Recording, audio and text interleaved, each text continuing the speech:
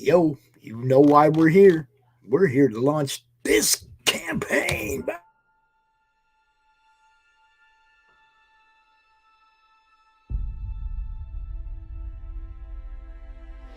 When they mined an area,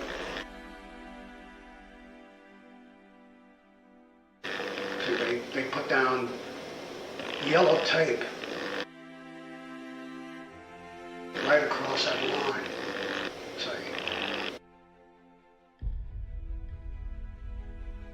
And if you walked on the wrong side of that yellow tape, you blew up.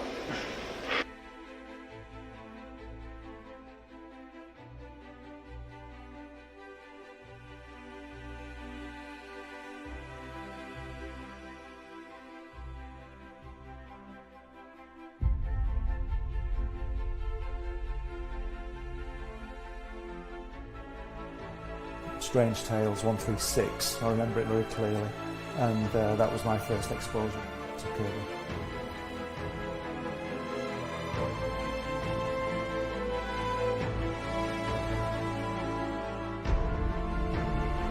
And I wanted to show it to people.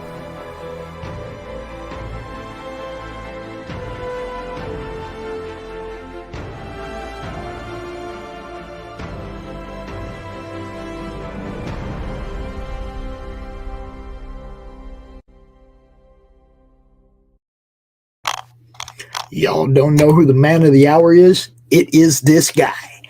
What is up, Glenn? How you doing, brother? How are you doing? Thanks for showing that. I sent you an update to that film today. Did you get it? Did you send it to my email? I probably didn't even look at it. I did. Well, and it doesn't matter. Anyway, I will load it. I will load it in all my studios after the show. Okay. But yeah, the campaign's live now. I did it this morning, and I know we're supposed to launch it on your program, but I had to go. I didn't want any teething problems like I had last time, so I had to clear it, and it just appeared. So hey, anyway. Sometimes I get it. Okay, I get it. I want to drop this link in the chat though, so everybody knows what we're talking about. We're talking about the Jack Kirby personal journey, words and pictures book. Dude, no, it didn't arrive today either, man. I'm bummed out. No, no package today. No package today. We'll get to this in a minute. Let's go ahead and bring in the people that have come to help us make this thing possible.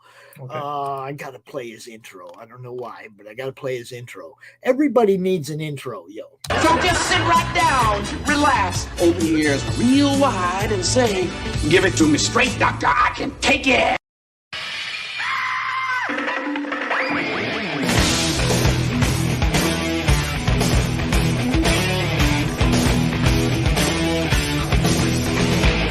Shocks out from under the wheels. Flaps up. No offense, Margaret. Contact. We're off. Brum, brum. Doctor, give me the news. I got a bad case of loving you. Oh, what heights will hit? On with the show. This is it. Ooh, the doctor is in, baby. Wow. We also have the illustrious Richness.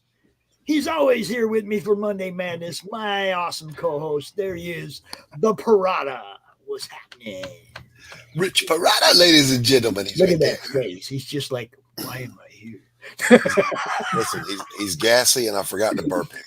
And you guys know him. He has the best bed and breakfast in England, Texas Dave. Hey, Dave, how are you doing today? I'm all right. I'm quite well, thank you. I'm a lot better than I was 3 weeks ago. Yes. I'm glad. Yeah. You had a lot of people recovering from injury or sickness or whatever and coming back to us. And you got to keep coming back, yo. Can't keep me down. I gotta tell on Glenn. So I knew we were doing this at 4. And I'm in there working, and I'm in the zone. And you know how when you get in the zone, the whole day will just go away, Glenn. Yeah. So I'm steadily working, and I get a PM, not a DM, a PM from Glenn that says, it's gone live. And my brain went into panic mode. Is it 4 o'clock? Fuck, I missed it. Scared the soul out of me. It scared the soul out of me when I click go. I was expecting. I get up this morning and I see that he's got 6 backers, and I'm like, wait a minute. That's not how this launch party thing works, yo. The last time I did it, I don't know whether I told you the story, but the last time I launched in November, it sent me a verification email to an email I've not used for 10 years. Oh God. And I couldn't get in it, so I told it to send it again because it might change its mind. So wherever this email is, it's got about 50 verifications from Indiegogo. So what I had to do was scrap the whole. I had to create a new account. Oh, I had to get rid of the account. I've got 2 Gmail accounts that I have no clue how to get into. Yeah. The scary part is one of them is for this YouTube channel. Well, what I asked Indiegogo to do was, in the background, so to speak, was to how do I change my email address but keep the same account? Well, they didn't reply because I'm presumably busy, but you can't. So I had to delete the account and start again. So anyway, we're there now. So if all those 72 people who came on the preview and signed up, if they all buy it, it'll be doing all right. But I'm 65% of the way there. Fantastic. But I did put it low, so just to get through. Because if this doesn't happen, you'll probably never see me again. Because there's so many people like Jack Kirby, but they don't want me book, so I'm gone. I'm gone. I'm pretty sure, considering we're almost already halfway there. I think you're okay, bro. Oh yeah, well, we've got 30 days left. I think it should be okay. 64% of the way there already, and nobody knew. Yeah, that's right. Everybody thought you were launching now, right? Right. Yes. Yes. Okay. Including me. You were over halfway there before you even got to your own freaking party, bro. Pops, don't worry. Now that Glenn's on your show, it's going to rocket. Yeah, we'll do our best. You know what's. The first person to back it was Russ Leach. Nice. So I've got to do a special drawing for him or something. Some thank you. But you'll see that there's not a lot of stuff on it, and that's because I can't give a lot of stuff away. It was suggested last night. Pop said about my shorts, which I still do have. I still do have those shorts. So. And you still wear them. Tell the truth. Yeah, I've got them on now. Shorts, shorts with the picture. Where's the picture? Oh, come on, where's the? Oh, where's the picture? The picture is it's in the book. I'll show you. But I can still get them on, which is pretty good. Yeah, if I tried to put on shorts I wore in the 80s or 90s, they'd have to call 911. Pop's deleted himself. Yeah, I can't wear shorts, because I can only wear like the really long shorts because See that? I would be like, look at them legs, ladies and gentlemen. Look at them legs. That's how we rolled back in the day. That's how we rolled. The shorts and the photo sign. Yeah, oh my God, that should be a tier. That should be a tier. I'm just saying. Ted Davis says, "Congrats, Glenn, on your accomplishment. Much success, Thanks, bro." Ted. Thank you. Ted should be out here. Yeah, it should be. I say, Glenn, I think I was your third backer this morning, was I? I think you were the second. I think you were the second. Second one. I think so. Yeah. You just missed a fantastic drawing by me. Darn. But I'll probably do you one anyway. You know it is. Modest, we are. Thank you. The book and the DVD. You know about that, Rich? I've still got the original. I'm an arrogant prick. I live with it. I have to look at myself in the mirror every day like, God, you're ugly. That's me. I've still got the original version, Glenn. Yeah, good. There you go. All wrapped up. Have you not watched it yet? Lovely. No, I've kept it sealed up. All right. See, well, Dave, that means you got to buy 2 so that you can open one. Yeah. But he got to go to this is the original version, Doc. Yeah. Version from 5 years ago. And you went to screening the also. Actual screening of it, so he's already seen it. Yeah. See? Did you sign that for him, Glenn? No, I didn't know. No. Oh, Glenn. I might. I've got a few over. I'll send you one, Dave. When I come and see you, I'll bring you a couple of things. Hey, Dave, how long is the DVD? Well, this version. Not Dave. I'm sorry. I meant to ask Glenn that. Apologies. All you old Brits look alike.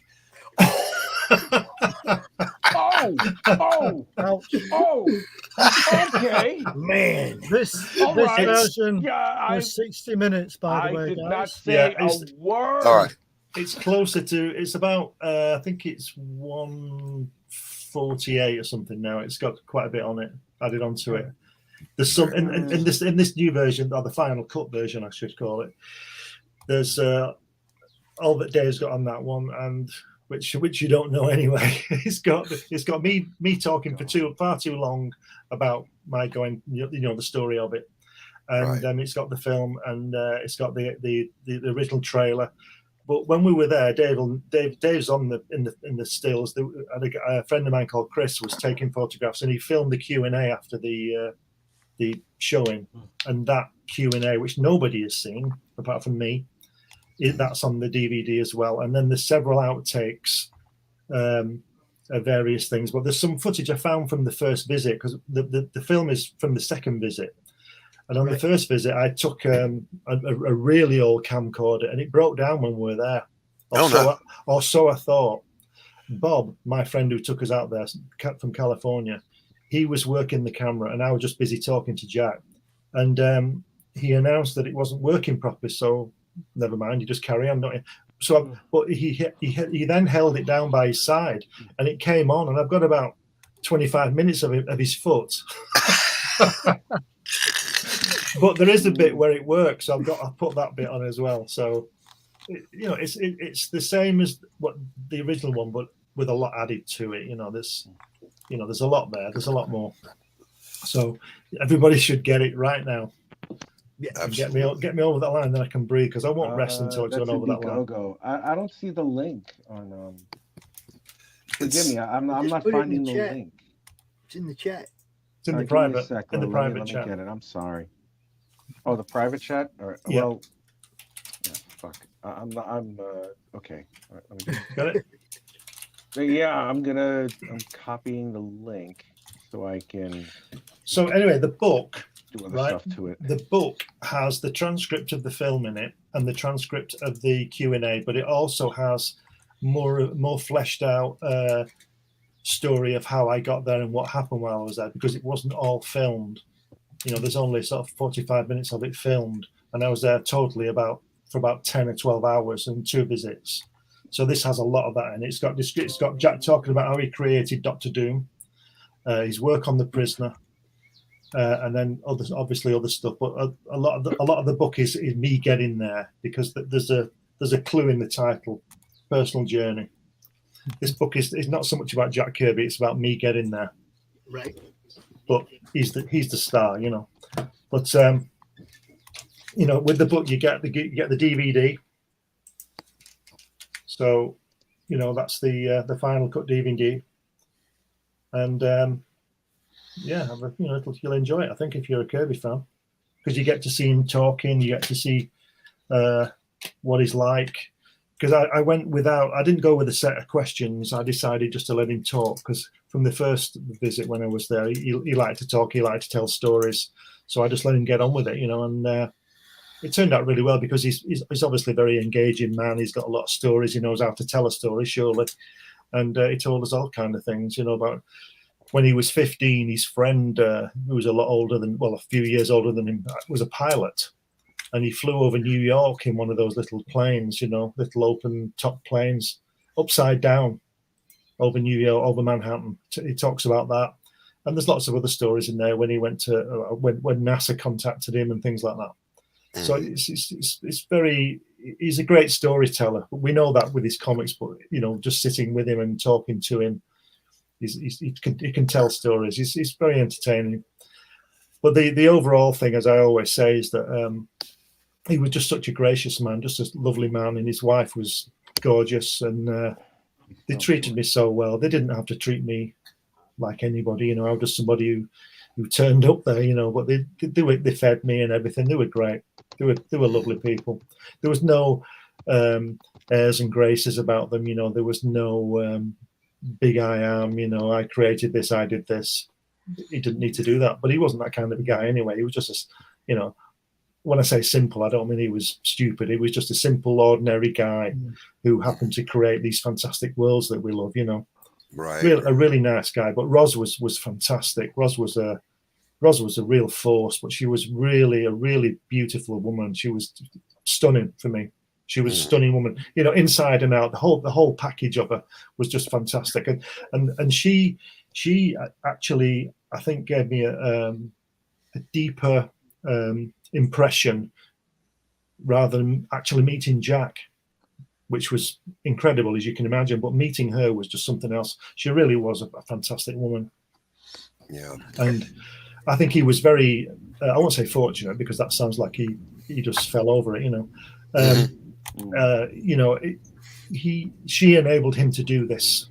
Yes. Right. I think a lot of other people would have, the hours he was doing, I think he was working sort of 15 hours a day, 18 hours a day for a lot of the time, just churning this stuff out. But she let him do it. I think she just told him to get on with it, and he did. You know, she didn't hold him back at all. She's not in the film, but you can. She's in right at the beginning. You hear her voice and everything, but she's not in it, which is a shame, because on the first visit she was with us all the time. But I didn't capture any of her on anything, you know. But yeah, it's well worth it. I mean, Dave can testify to this. He's seen it. He'll tell you what it's about. Yeah, I certainly have, Glenn. I was going to ask you, by the way, did you make lots of notes when you went the first time? Yes, I did. Yeah, those notes are actually reproduced in the book, right? Or a lot of them are handwritten from 1988. Wow, you know, very good. All the notes are there. So, and then there's a typed one that, well, you can see it there. I've handwritten it and I've typed it as well, and all that stuff's in. I took some of my artwork to show Jack, and that is reproduced in the book. You know what I took to show him, and what was that like to show Jack Kirby your art? Well, it's really daunting. You can imagine. I mean, you know, right. You know, it was really daunting, but he was great. But the thing was, you see, like I was saying about Roz, she gave me the better critique of it. I mean, he didn't give me a bad one. He's not going to do it. But he said to me that he said, "You see what I see," which was knocked me out, because, and he didn't mean I draw like him, but it was the storytelling of the pages that I showed him. And I said, "Well, you showed me how to do that," you know. Wow. And, but Roz was great. Roz, there's a photograph of me on the couch with Roz, and she's looking through this artwork, and you can see her face, and she's really serious, you know. And I'm sort of like, oh, you know, because it got to the point where I didn't care what Kirby said, you know. It was what she said mattered the most, you know. Yeah, because she's the one critiquing him. So I want to apologize there for a minute, guys. I had to do the dead thing. My son is going to pick up a vehicle. You know, you guys know he got hit a deer last week, right? Totaled his truck. So oh my God. He's going to look at a vehicle right now because he doesn't want it to be sold before he gets there. And as much as I want to go with him, I got to be here doing this. So I just gave him some advice, some things to look for, some, you know, and had to do the dad thing. You know what's absolutely the dad. Of course, yeah. Right. Oh, North Free says Hale pops the panel in the late all-time greatest Jack the King Kirby. Absolutely. There's a photograph of me with Roz. Oh, hold up. Let's see him big and A that. Yeah. You know you stayed in line. She'd have whooped your ass, Glenn. It was great. I love that no matter how long Kirby stayed out on the West Coast, he never lost that Brooklyn accent. That's right. Neither did she. Right. That piece of artwork there is a cartoon I did for them. She's looking at that, and I'm just busy trying to get in Jack's mind of, you know, I've not got time to eat things and stuff like that. I'm trying to learn. That's what I thought. That's what I thought of the day. Wow. That was my response. Like, what the hell am I doing here? I shouldn't be in this place.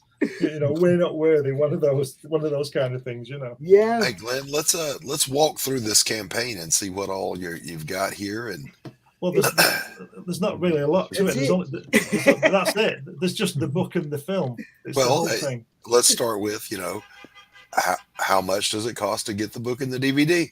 Well, it's £30, and then whatever the postage is. Yeah, when you click on it, you get a it'll tell you what the postage is. I got that. Now, it says you got 8 backers, but only 7 of these have been claimed. Yeah, somebody just sent me $10 or something. So you can do that too. You can do that too, yo. Just send a little money. But he'd rather you got the book and saw the video. That's of course, yeah. But you see, the thing is that there aren't any perks to offer, because I can't. Obviously, I wouldn't offer any artwork of his if I had it. You know, I didn't see any perks to offer. I did think I did consider having a separate tier for the book and the film, but I thought, well, no, it's the whole thing. You need the whole. You need to see the whole thing. I think it works good as a book and a DVD, Glenn. Yeah, I agree. That's what I thought. Yeah, there's nothing wrong with just a simple campaign. Yeah. Here's what I'm offering. Have it. Yeah. Well, I mean, not to put anybody down, because some of the stuff on the Indiegogo and Kickstarter is amazing, and that's so as part of your your due diligence, so to speak, I was looking through some to see how other people approach these campaigns, and they've got all these stretch goals and all that kind of stuff, and I'm thinking, well, with this particular campaign, I don't see how I could achieve that. I will do those things when I do Hatch next month or whenever it is, because I can offer artwork and sketches and all that kind of thing, and hats and jumpers, sweatshirts and all that. But I couldn't do that with this.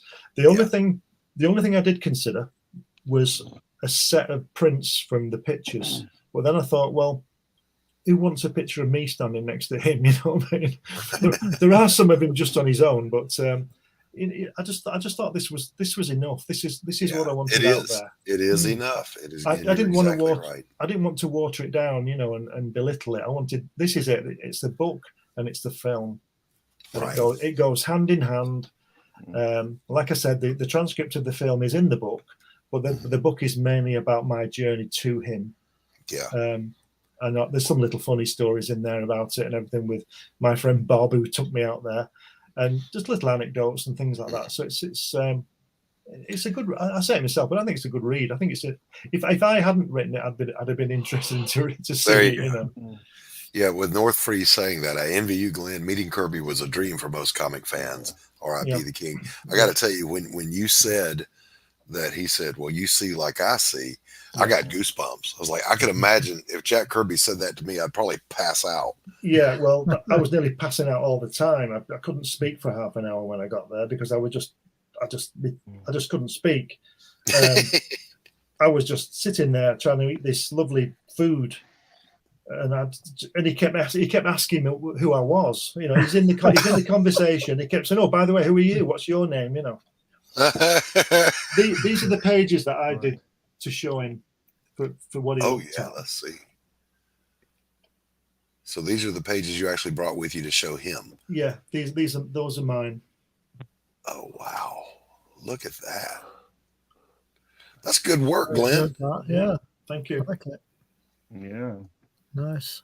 It's still in pencil form. It's never been finished. It's from a story I wrote with a friend of mine. It's called The Succession, and I keep thinking I should finish it. The pages, it's a fantastic story. I didn't write the story. I co-wrote the story, but the main writer was Andrew Lawler, a friend of mine who he lives in the States now, by the way. But we were working on that at the time, so I took those pages to show him, and those pages are actually on his desk on the picture you can see there.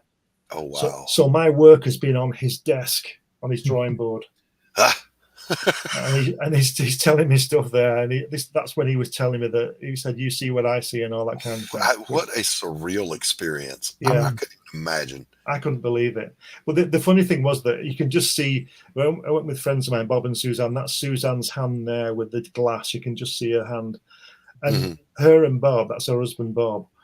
Neither of them have ever read a comic book. Yeah. Jack couldn't believe it. And in the film, Bob says it to him, like, I've never actually read a comic book. And Jack just looks at him like, what? Yeah, he doesn't believe it. And he says, well, I've sold 1 million of them and all this kind of thing.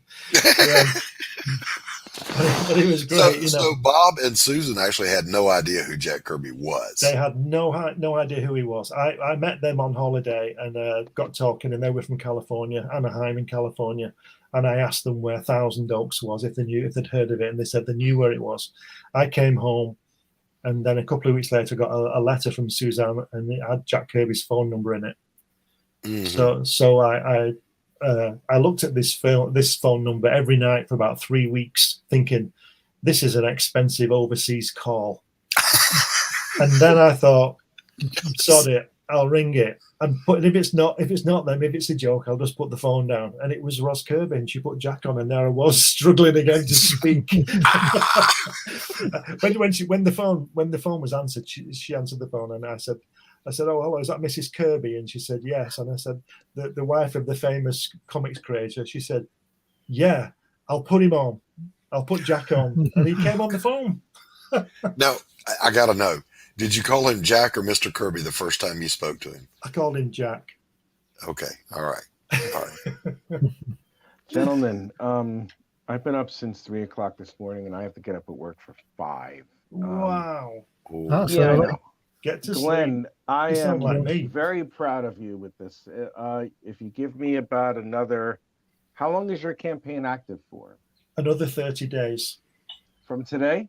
Yeah. All right, good, because I get paid before the end of your campaign. I will back your campaign. Thank you. Just remind me, please remind me around March 25th. I won't forget, but just in case I do, thanks, please Rich. remind me. Well, it's an honor to get something like this from you. I know how much you love it. You guys don't even have to mess with shipping. You're just right down the road from each other. I'm not going to his house, and he going to my house. I was going to say, Glenn. You can both meet at Dave's. You can. Yeah. You can both meet at Dave's. Yeah. Well, save on postage, Glenn. If we did that, Rich could pick me up because Dave's further up than I. Well, remember, Pops, the English think we're funny because we think 100 years is a long time, and we think they're funny because they think 100 miles is a long way. That's right. Yeah. My son's about to drive 2.5 hours to go look at a car. Yeah, I walk 100 miles. Fuck, I mean. Go get some sleep, Rich. Glenn, good night, Rich. Have a good night. I am very proud of you, man. Go get him, killer. Okay, thanks, see you, Rich. See you soon. Later. Yeah, bye. Yeah, my brother lives in a place called Newbury, which is near London, and it takes me. From my drive to his, it's exactly 206 miles, and it takes me 3 hours. I don't stop. I can't deal with people who stop. In my timeline, I can understand if you're driving for 12 hours why you'd stop, but I don't stop, and it's just enough for me. That 3 hours, 200 miles, and you guys drive 10 hours to something, and you're crazy. You're mad. My hometown is 3.5 hours from where I'm at now, where I've been for decades now, but I still go down there. It's on the Carolina coast, right? And I'm like you. I'm not stopping.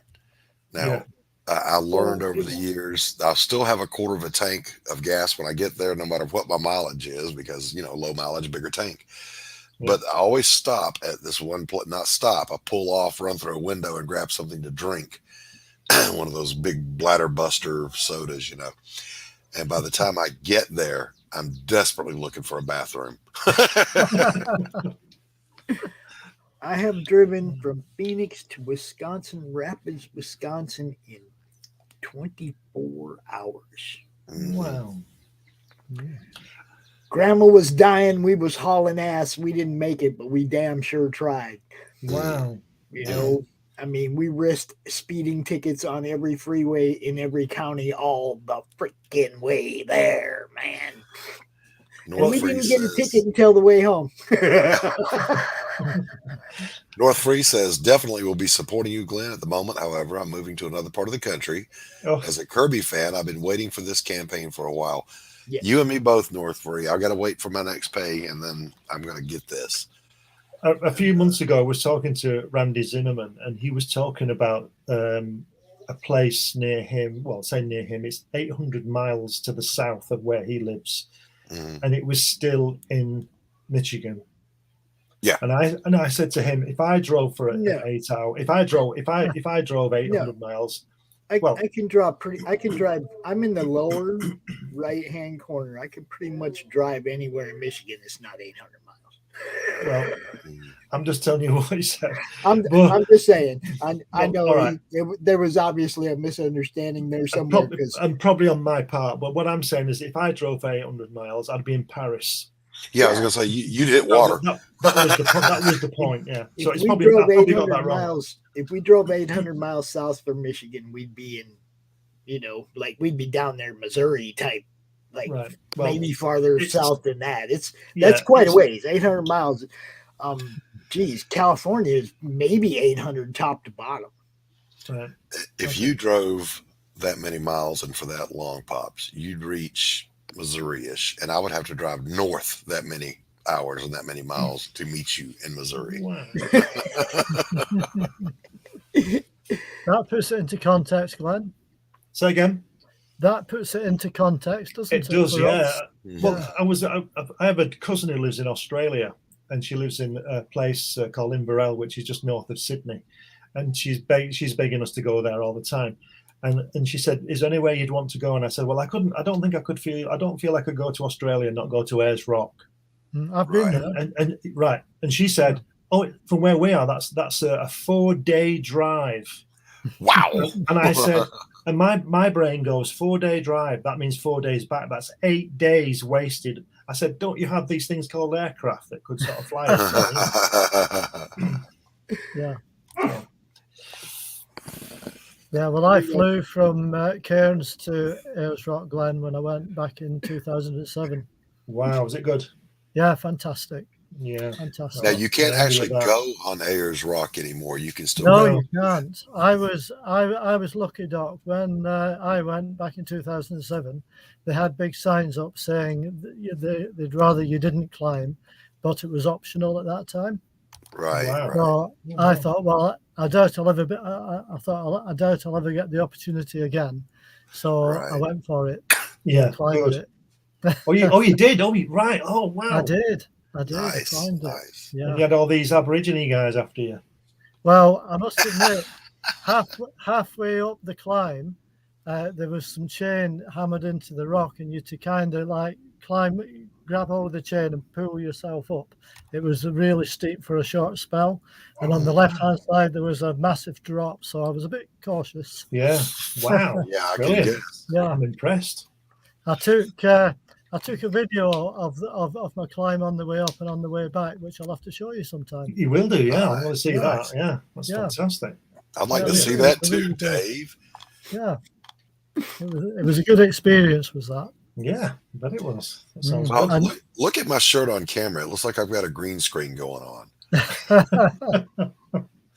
Okay, yeah.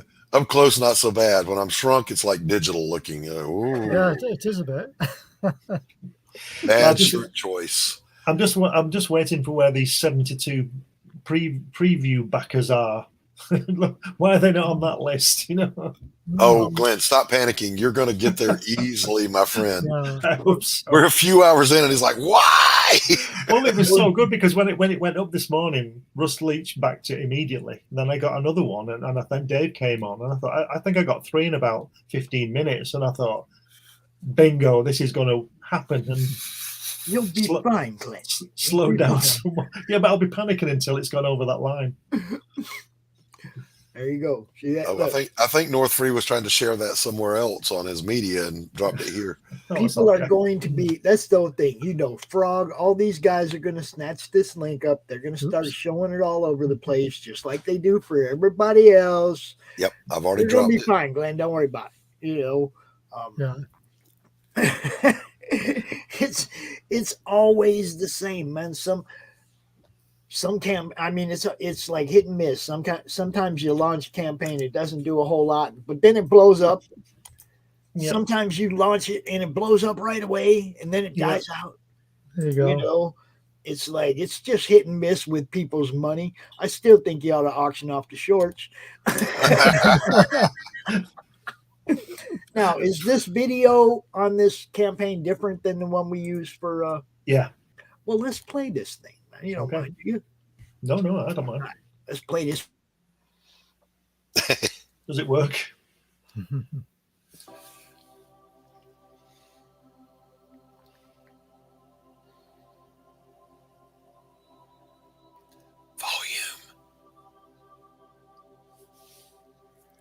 The original intention of the film was just for my personal use, but I thought with it being such a unique thing that I'd like to offer it to anybody who wants to see it.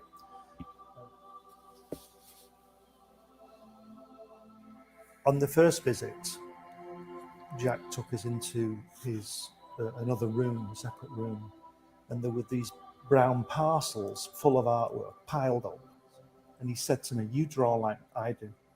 We were in the studio for 5 hours, you know, it was fantastic. And there's this, he's got this desk, and everything he's ever drawn has come from this desk. And then I would just go with the flow, and that's what this film is about.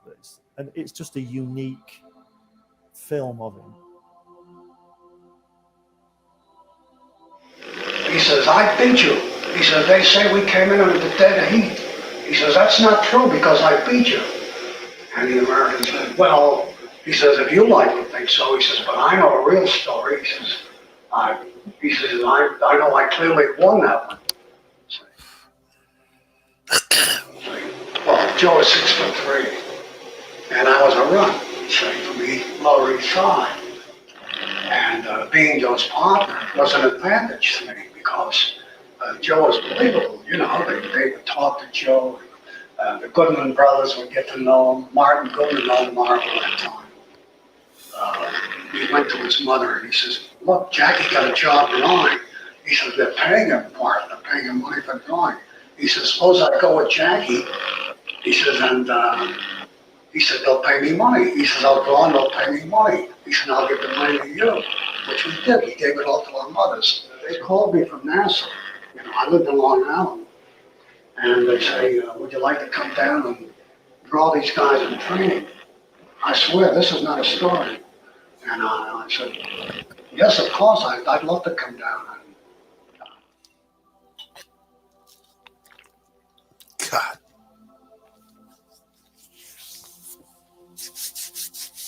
Chills.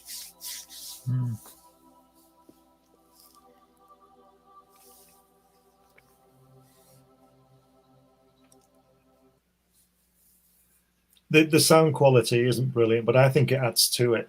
You see, like I said on that interview there, you can hear the camcorder. Yeah, it was a knackered old thing. I don't care. I was caught all up in everything that dude was saying, man. I think, obviously, if I could have afforded it, or maybe even thought of it, I could have taken professional equipment, and it would have been pristine. But I think that adds to it. I really believe it adds to it because, like I said on the interview on the film, it was just meant for my personal use. It was just like a home video, like a holiday video, if you will, and all that kind of thing. And it was only recently, these past 5 or 6 years, that I've decided to do something with it. You know, I thought, well, I've got to share this to people. And because I've never seen anything like this. I'm not saying that that footage doesn't exist, but I've never seen it. Mm-hmm. So I've got to ask you, no spoilers now. If it's a spoiler, don't tell me. But I heard him mention Goodwin's. And did he mention or talk about any of the guys he worked with, Stan Lee, Steve Ditko back in the day? No, he mentions Joe Sinnott as an inker, and he mentions Joe Simon a lot, but he doesn't mention the other guys. No. Okay, all right. So you didn't talk to him about any of that? No. No, Roz told him. Roz told Glenn when he came in the door, y'all. She politely asked in a strict way, "Are you going to?" Meaning you're not going to. Yeah, that's right. So I said to her, no. I mean, even before she said that, I had no intention of doing that because he was in the middle of all that copyright thing, and that's right. He wasn't well, and he had been ill, and I wasn't going to. Right. Nothing. That's not my business. That's why there's none of that stuff in there. There's none of that stuff in there to be in there. If you understand what I mean. I've not cut. There's nothing on film. I've not cut anything out. And when I first released it, the Kirby lawyer called me and asked me about it, and I said to him, "Look, I said to him, like I'm telling you, there's nothing in there." I said, "I love this guy and I love his work. There's nothing in there that, and even if there had been something in there that was reflecting that, I would have taken it out anyway, out of respect for both parties, because that would have just been his side, and there's two sides to every story, to be fair." So in his studio, so what was on his drawing table? My work. Nothing was on it. Only mine. Oh no. Sorry. What there was artwork for a demon cover that he'd done. Okay. Which you can see. But was there an ink pot? Was there doodles? Was there at the back of his drawing board was all these coloured ink and brushes and rulers and all kind of stuff in like a little box behind the underneath the drawing board. Yeah, that's the stuff I fanboy out over. It's like, yeah, he clearly wouldn't be.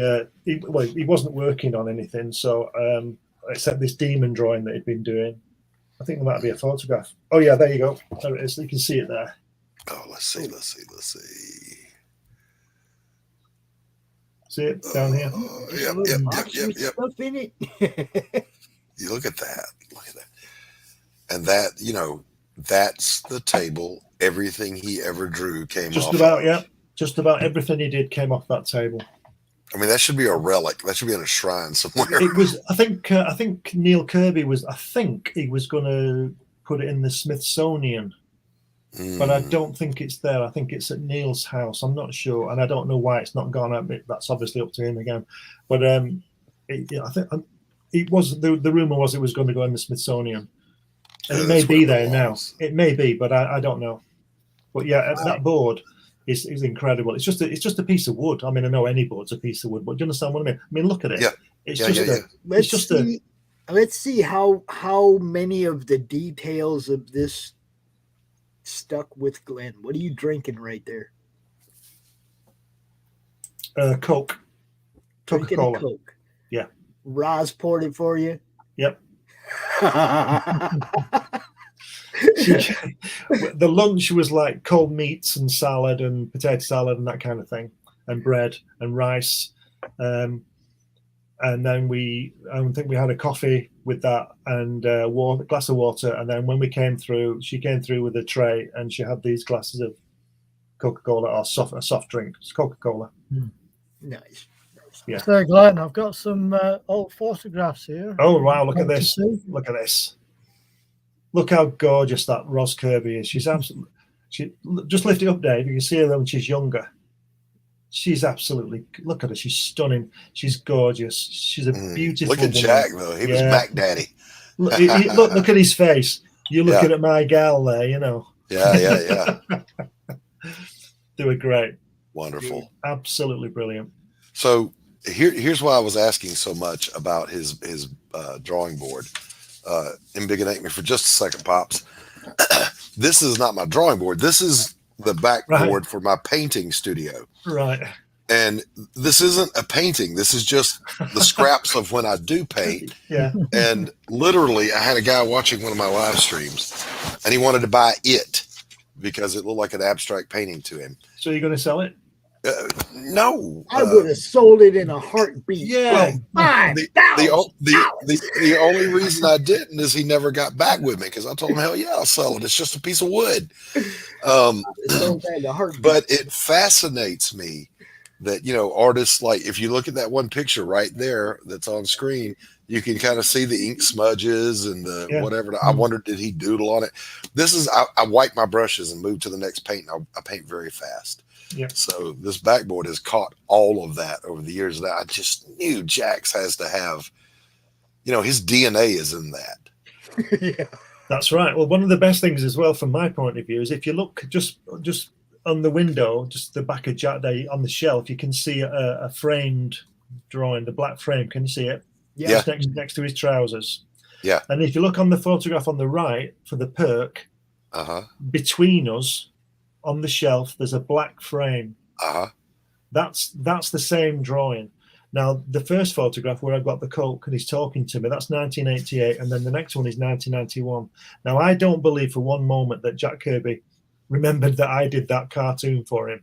But I think Ros Kirby obviously did, because I don't believe that was there for 3 years. But she knew. I might be wrong. I might be doing a disservice. And I said, and on the film, I say to him, I did that. And he says, he sort of dismisses it, and he says, "Oh, yeah, these people send me this stuff all the time." I don't think he believes it. Do you remember that, Dave? Yeah, I do. He probably thought you said, "Who did that?" And he was Yeah. like, "Oh, no, Yeah. But it was fantastic, especially my work on his desk there when he just went over it, and he said those things, and it was just wonderful. Now, what are those? Are those hatches? What? No, those are the Succession that I showed you before. Okay. And he did look at Hatch, and I've got a photograph of him holding some stats of Hatch, and that's in the book as well. And did you like Hatch? He thought he was brilliant. He said, "But you've got to give him a hat." So I did. Hat Club, baby. Even Jack was Hat Club, yo. Yeah. Now he has a hat, and now he's Hat Club. I tell you, he laughed. He laughed out loud when I told him. He said, "There's no words on this strip," and I said, "No." And he said, "Why is there no words?" And I said, "Well, for one thing, it makes it easier in translation when I sell it to Japan." and he thought that was really funny. So, well, the main reason is because he's as Pops knows, he's on his own. He doesn't need to speak. He's just on his own. No way to talk to. That's right. So. Just that picture of you two standing, and I assume, of course, that's his studio. Yeah. I wish, Glenn, that I had the balls and the initiative to bravely do what you did and pick up a phone and just make contact. Well, I did it twice. Yeah. So it was. I'd have gone again as well, because I was going to. Well, he died in 94. And I was planning on going in 95. And when he died, I wrote to Ros, but she never wrote back. She'd obviously got other things on her mind. I never spoke to her again. I should have rung her, but you don't, do you? I just didn't want to invade, because I'm nobody to them, really. So I didn't want to invade her privacy or anything like that. But yeah. Have you heard from anyone in the family about this project? No. Okay.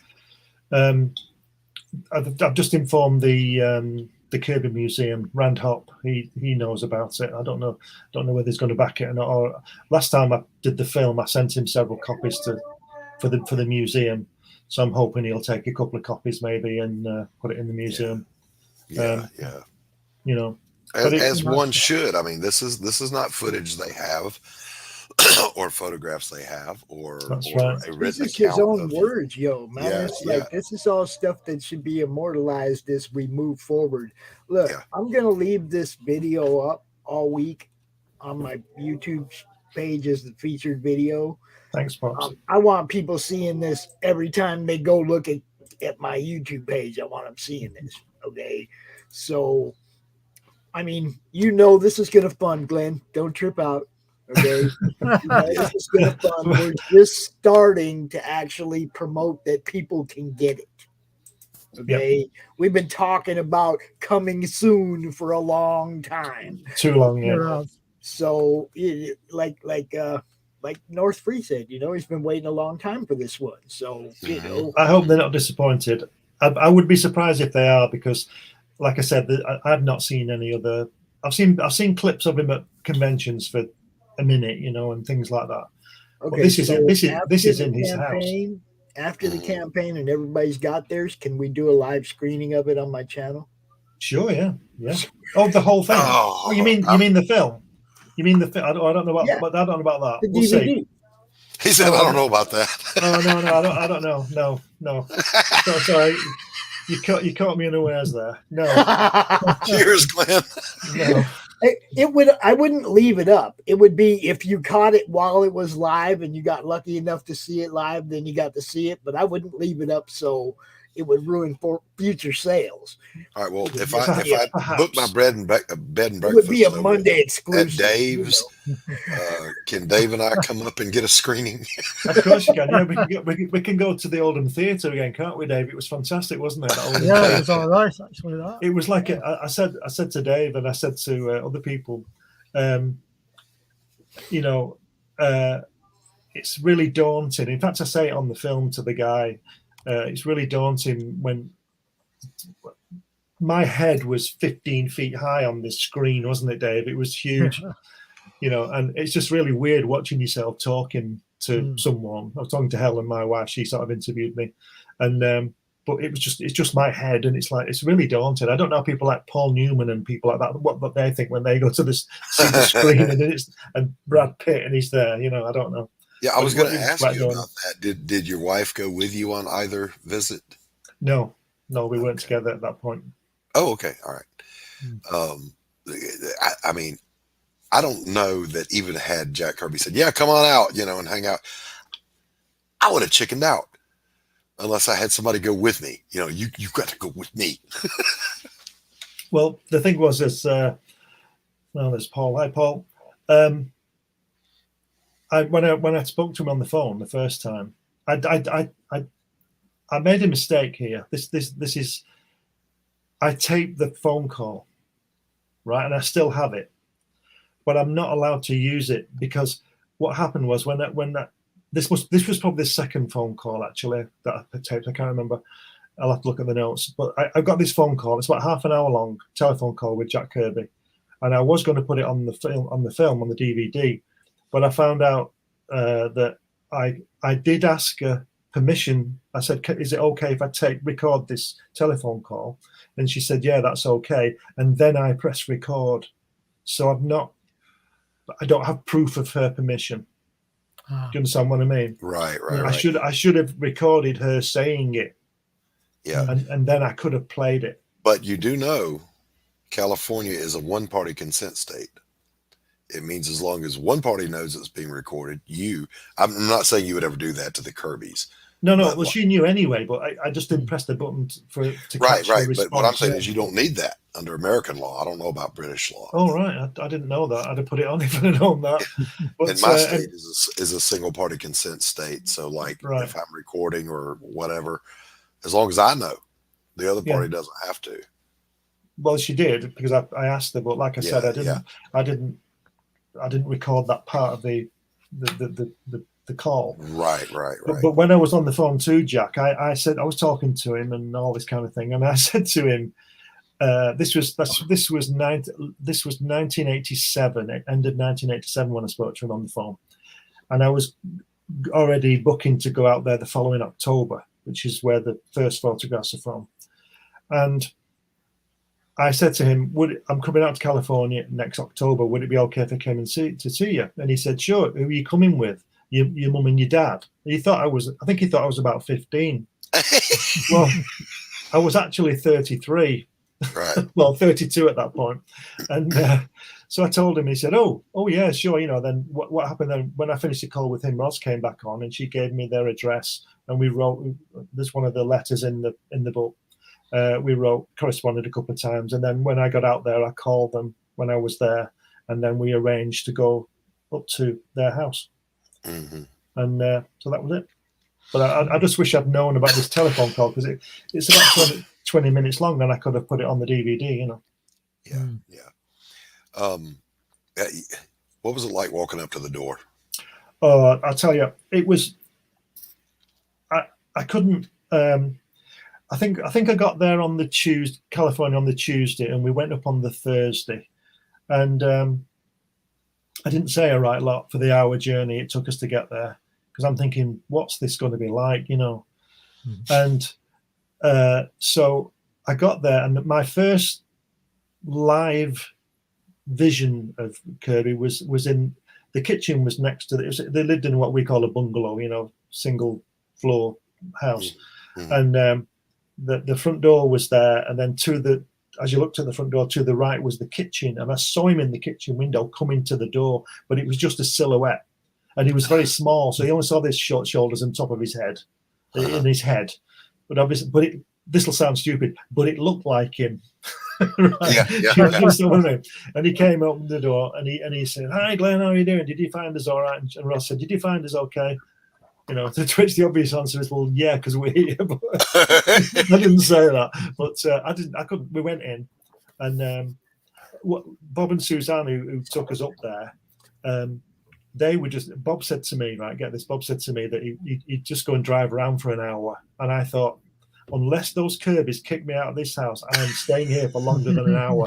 I'm not flying 8,000 miles for an hour, right? Right, exactly. But if they'd have said you've got 5 minutes, I would have had 5 minutes. So they said, Bob and Suzanne said, right, we'll come back in an hour. And Ross said, oh, no, we've got lunch for everybody. So we all went in and had lunch, and we stayed, you see. And then I stayed. That was probably about midday we got there, and we left about 6. Wow. And I can't tell you. I mean, it's nearly, it's 30 years now, isn't it? 31 years since I was there, nearly. 30 years. And it's just, it's like it was yesterday. What an experience. Really, a lot of things, and absolutely brilliant. What an experience. I mean, just, what'd you do? I got to hang out with Jack Kirby in his home for about 6 hours. That was the first time. Some more drawings for you there. Oh, yeah. Look at that. Fantastic. Brilliant. And, we got to remember the main mind-blowing thing about this is when Jack Kirby was doing comics, there was no one to follow. I mean, he was innovating. He was paving the road for all of us. Yep. And look, there's a drawing of his table exactly as it looks. Yeah, there you go. Yeah, look at that. Yeah. Did he do that drawing? Yeah. Yeah, that's a Kirby. Yeah, I think it is. Yeah. Yeah. I think it was an early illustration of the early 1970s. Nothing DC. wrong with drawing yourself, yo. Nothing wrong with it. That's Can't true. get it. I'm glad Salvador Dali was able to do that portrait of you, Pop. I worked hard on that. Well, the cartoon I did for him is somewhere in the book. I don't know whereabouts, but it's in there. North Free wants to know, what comic of Kirby's got you to say, wow, this is for me?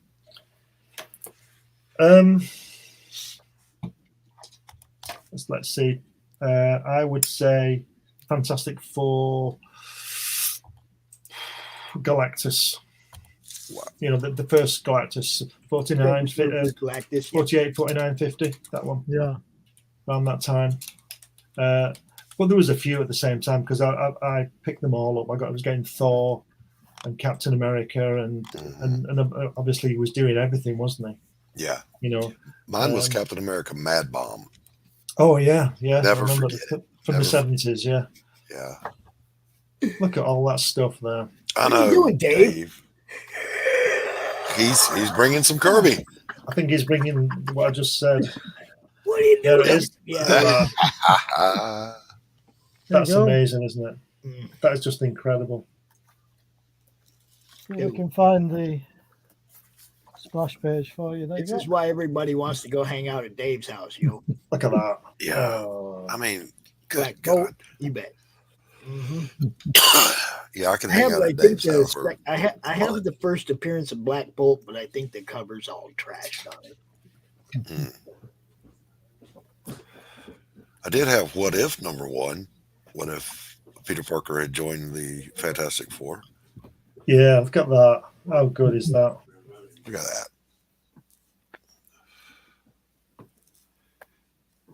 Pretty cool. And I always wondered, did Kirby have a background in commercial design or graphic design before he started doing comics? No, I don't think so. No, I've not heard that. Because his graphics are just so strong. I mean, we all know them now. They're iconic. Yeah.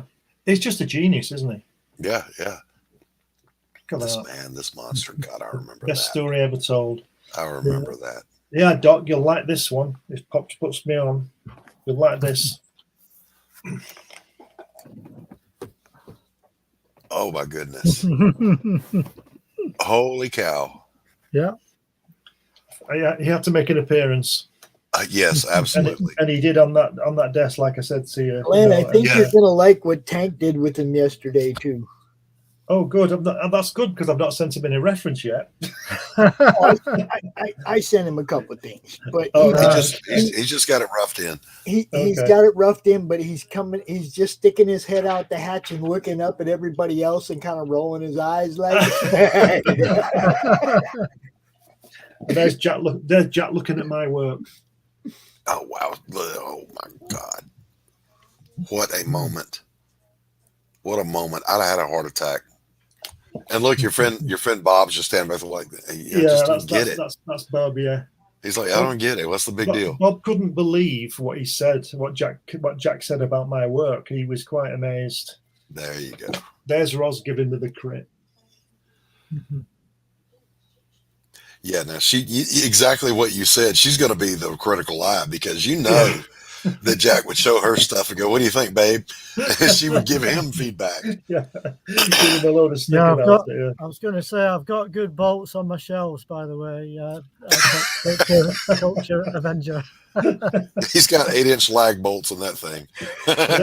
There he is looking at Hatch. Oh, that's what I'm talking about. Yeah.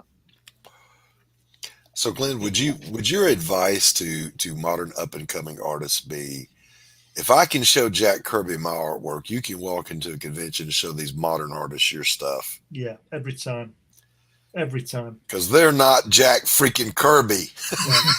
Yeah. and there's two pieces of advice I would give. Certainly approach that guy that you want to show, and don't listen too much to what he says. because I've been at conventions, not to me, but I've heard professionals telling people they're not good enough. Yeah. Now, whether they are or not, it's not the point to me. You don't do that. I think that's very rude. Which is why I say that I don't think Jack was just saying what he said to me. I think he genuinely did like my artwork. Yeah. And I'm confident enough in my artwork to see that there is something there. I've seen a lot of wannabe comic artists who are not going to be comic artists, but you don't say that.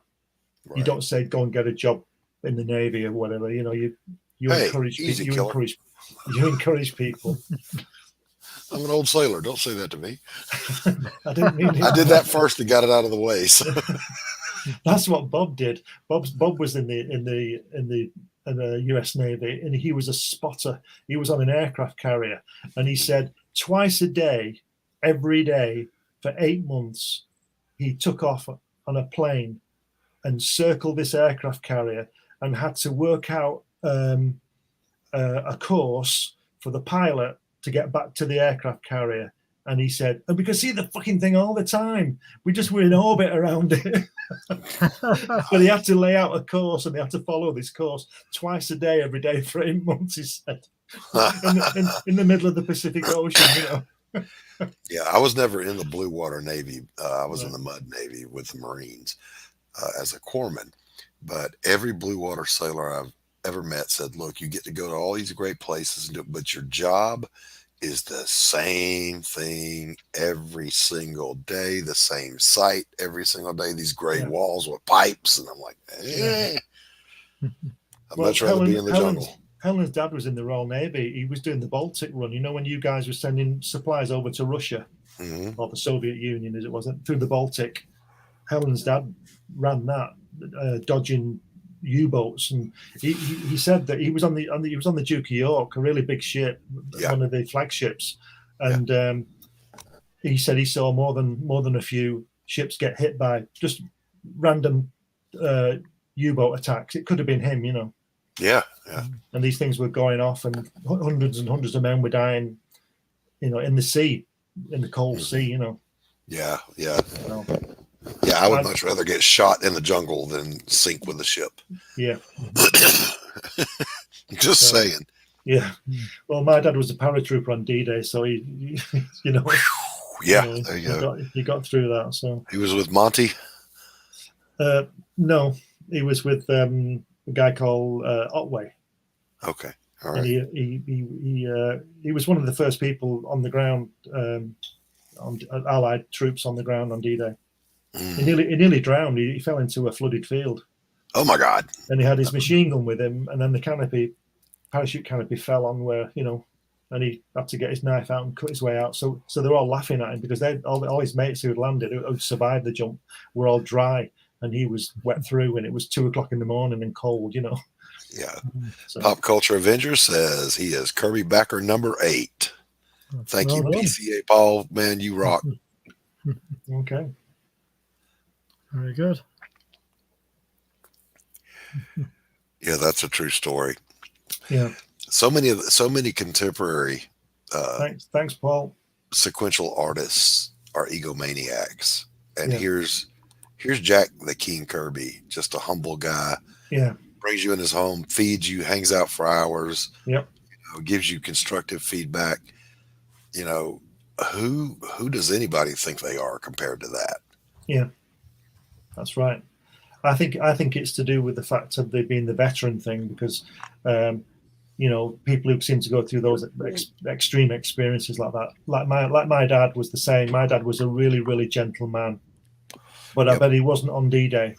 Exactly right. He's a paratrooper, you know, and Goebbels had told all the forces to shoot paratroopers on sight because they were dangerous. They were specially trained. You know, they weren't just an ordinary soldier type of thing. Not that that's not to put down the other guy, but my dad and his friends were specialists. You know. Yeah. So luckily, whoever they weren't captured, but hopefully the captain of the Germans wouldn't have shot them because they didn't shoot them all, but they did shoot some, which is not good. That generation is indescribable. Yeah. You know, that stormed those beaches, that served in that conflict, just amazing human beings. Let me tell you this story, nothing to do with that. You know the Kennedy assassination.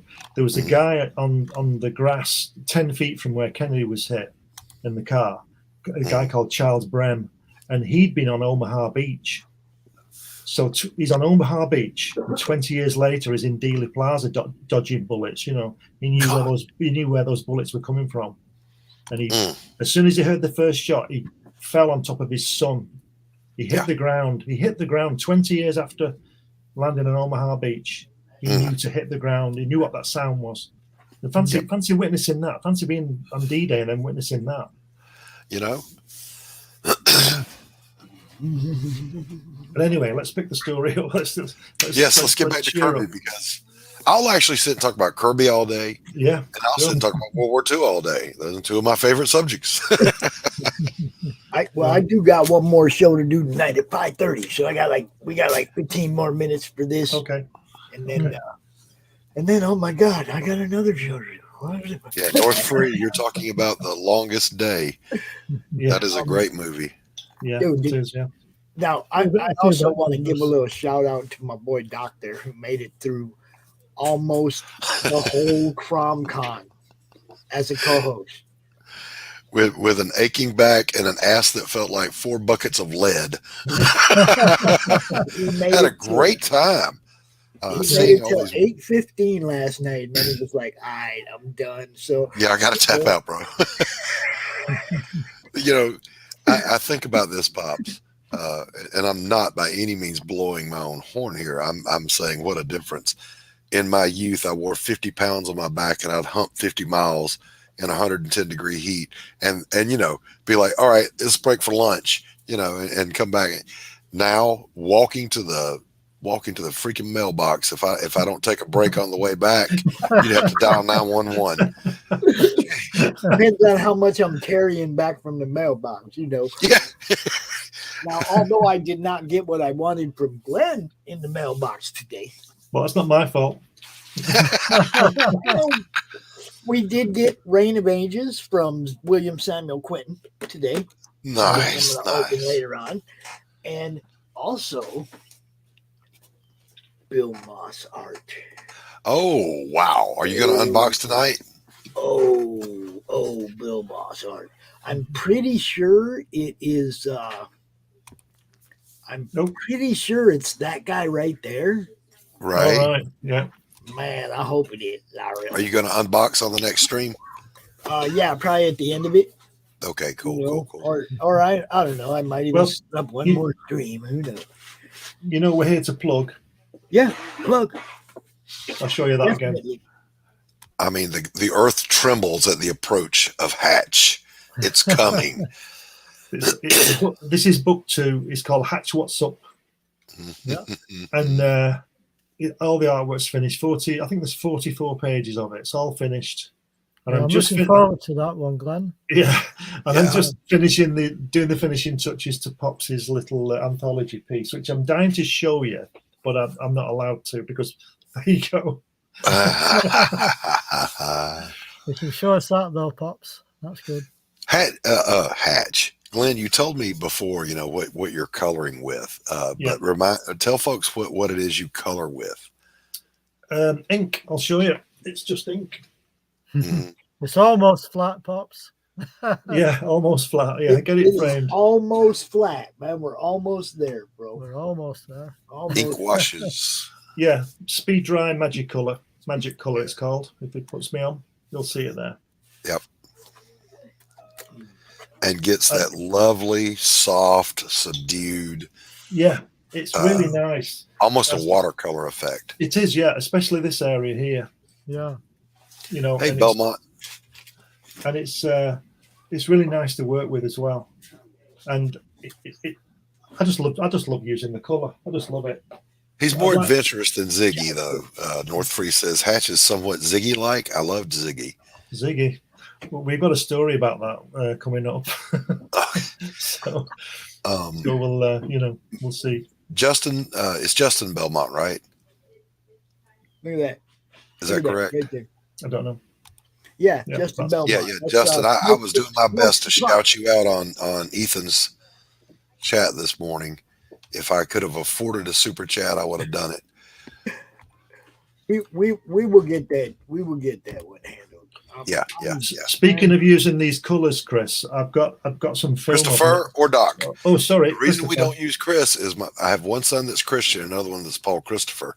So if you yell Chris around here, nobody will answer. Well, I've got a film of my coloring stuff. It's on YouTube, but I've got some Hatch as well. That's colored. So I'll post it up and let you know where it is. But I'm already on YouTube. If you put my name in YouTube, you can see me coloring some science fiction stuff using the same. I will do that. I will do that. Another book for you. Yeah, Belmont. Justin, you wait until he's got 1,000 people watching, and then you do that. Yeah, and $2, and drop one that encourages him to go hit the campaign instead of just mentioning it or reading your super chat. You'll explode. Yeah, I mean, you want him to acknowledge what you're doing as well as you acknowledge what he's doing by watching his show. Mm-hmm. I sent him a super chat and I said, you got to back my art before I can back your art because that's what I do for a living. Sent him the link to my website and he reviewed my art, and Billy Tucci got to see it. Artie Bear got to see it. They oohed and awed, and I was like, yes. And he's still broke. Still broke, but I was telling you that one, Doc. Oh, that's the street. That's the street code, isn't it? Yeah. It's out of focus. Okay, there it is. Oh, wow. Holy cow. Good that. Man, I would have to jump off a cliff before I drew all that. I told you my dad was a paratrooper, Christopher. Yes. I wrote that book and done some illustrations on that one as well. Oh, wow. Where can I get a copy of that? It's on Amazon. All right, Glenn. I'm obviously going to be putting some cheese in your grits here in the near future. You can see that one. Yeah. I'll try and find that. There it is. The story behind this illustration. Look at that. What happened was my dad was a Bren gunner. This is a Bren gun. Yeah. And I did the drawing, and if you look closely, the pencil, the line work isn't finished. Because I fell out with it. I thought I'd wasted 2 days of my life doing this drawing. So what I did was I got the coloured ink and threw it on. And it changed everything. And it turned into the best illustration in the book. Yeah. See, sometimes loose is better. Yeah. And also, it underlines what I always say to people: never throw anything away, never destroy it. If you don't like a drawing, if you're really, really pissed with a drawing, don't destroy it. Just put it to one side and keep it. Keep it for the archive. Keep it for never to show anybody, but don't destroy it, because I could have destroyed that. You know, but that's the cover one. Beautiful, beautiful. There's another good product for you guys. If you enjoy World War II history, check this one out. Simon Potier, Sim says, hello, everyone. Hi, what's up, brother? I got to tell you, Glenn, though, once a year, I have a bonfire. Wow, and every really? painting that, now, mind you, in order to get on the bonfire, there have to be 3 failed paintings on the same canvas. It means that canvas is cursed. No good painting will ever happen on it, and you have to get that juju out of your studio. Wow. What you should do is keep it, because in 500 years' time, this will happen.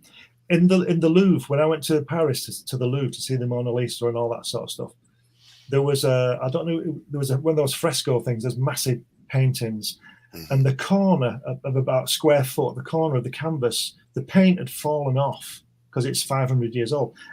And underneath was a drawing of a foot, but it was obviously nothing to do. Yeah. And I know, and all these people were saying, "What is that? What does this mean? What is he doing?" And I know what he'd done. He'd done a drawing, didn't like it, and used the canvas again. That's all. That's all. Yeah. And with this modern technology, I love looking at. They can see the painting under the paintings. Of the old masters, and that is just now. You're not going to see that, by the way, with Monet, Renoir, and those guys, because they literally stood there and painted, and it was either get it right or don't get it at all on the first shot. Wow. That's how good they were. Yeah, and how fast they were. Yeah. Joe D. McPhee says, show them the muzzle fire painting. And yes, that's what we just looked at. Yeah, just saw that one, didn't we? Yeah. You did. That one. Glenn, this is freaking awesome, bro. We're going to see you again like 4 or 5 or 6, 7 probably times before this is over. You know that. I will add your new commercial to my rotation. I'll replace it with the new commercial. Yes. I'm leaving this up as the featured video all through the week. You guys back this one, get it funded real quick so Glenn can relax. Yes. He's 74% there. The first day is not even over yet, but he's in a Twitter. So let's, in the original meaning of the word Twitter. Couple more backers, get him funded real quick so he can relax. Yeah. I'd appreciate that. Hey, Glenn, I want to congratulate you on your launch. This is a fantastic and worthy project. Yeah, thank you. I'm glad I was able to support you early on, Glenn. Yeah, thank you very much, Dave. Yeah. I'll draw something for you. Thanks. All right. He said it on tape, people. Yeah. All right, Glenn. This is why I'm not a millionaire, because I just give my artwork away, you know. Well, I mean, at some point, some bit, you know what the value is, and you won't part with. That's right. Depends how much. See? All right, I got to go get a bite to eat before the next stream starts, Pops. I'm going to say goodbye. I was just going to say, I think Pops has got the best bit of art that I've seen from Glenn. I think so. It's brilliant. It is brilliant. It really is. But just wait till you see his Enter the CRoMniVerse story. That could change your mind. It's because he's got to go outside of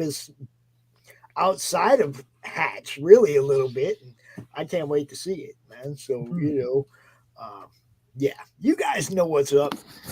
Yeah, hey Sam, do that. Get Belmont onto your show, and please. He's got some SJWs trying to step on his project. This thing is written by Mike Barron, and there's a whole host of talent. He knows all about wolves. Yeah. He knows. Yeah. So get him on there and help him get across the finish line too. We support each other. Like Pop said, it ain't a movement if we don't move. Yeah, that's right. It's all about having a good time. Smokes the Fox is obviously a good time. We just saw a small clip watching this video of Kirby in his own words. Anybody that doesn't want to get this DVD in their hand isn't really a Kirby fan. Come on. You want to know what this guy said. You want to know what he said in a If you love comic books, you relaxed gotta, setting. yeah, In a you gotta relaxed hear setting. the founder of the feast talk about it. Look, it was a relaxed setting. It wasn't like there was a script written. It was some kind of an interview on the news. It was like, this was a very informal thing. And if you're not interested to see how Jack interacted in an informal setting, you know, are you really a Jack fan? Really? Are you? Yeah. Are you really a comic book fan? Can you really call yourself a comic book fan? I want to know what dude had to say, all of it, you know. So yeah. I'm me, getting this. Lucky me already has one in the mail on its way to me. So this is one thing I promise you, that the day that arrives, we're going to do a real quick unboxing and it's going in the player and I'm watching. So 30 quid is like $600. Yeah, around about that. Something like, yeah. just send $600. That'll be fine. I'll take care of the postage. All right, I gotta go eat, fellas. Dave, Okay. always a pleasure. Pops, love you, bro. Okay. Glenn, Cheers, cheers to you and See you. congratulations. Thanks a lot, Doc. See you later. Yeah, nice talking to you.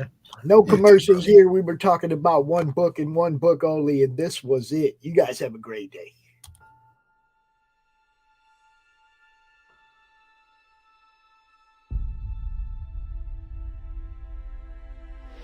When they mined an area,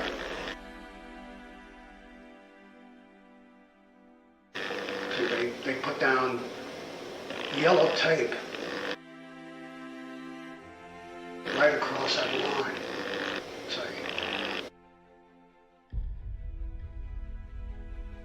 And if you walked on the wrong side of that yellow tape, you blew up.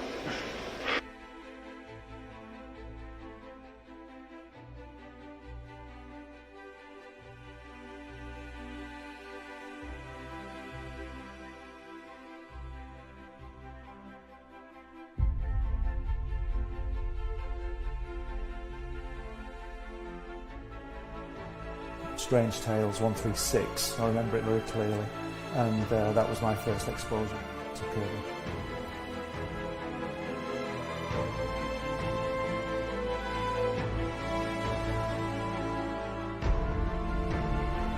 And I wanted to show it to people.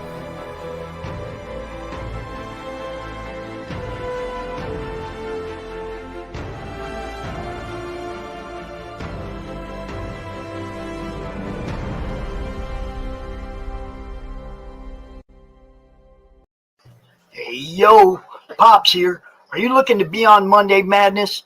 Is Monday no good? You need a special edition? Are you looking to be on the first timer spotlight on for you new guys? Launch parties, countdowns, CRoMCon Monthly. We got it all right here at the Madness Comic Network, providing online promotional services for the indie comic community and proud sponsor of Comic Books for Kids provides comic books to kids in hospitals and cancer centers across the U.S. It's a place where we can all work together to make sure every child has a comic book. 100% of all proceeds go towards the kids. It's about making a difference, and while they're in the hospital, allowing them to fly like a superhero, battle dragons, or rescue teddy bears. We are in every state in the country and now support over 160 hospitals. Every month, we add more.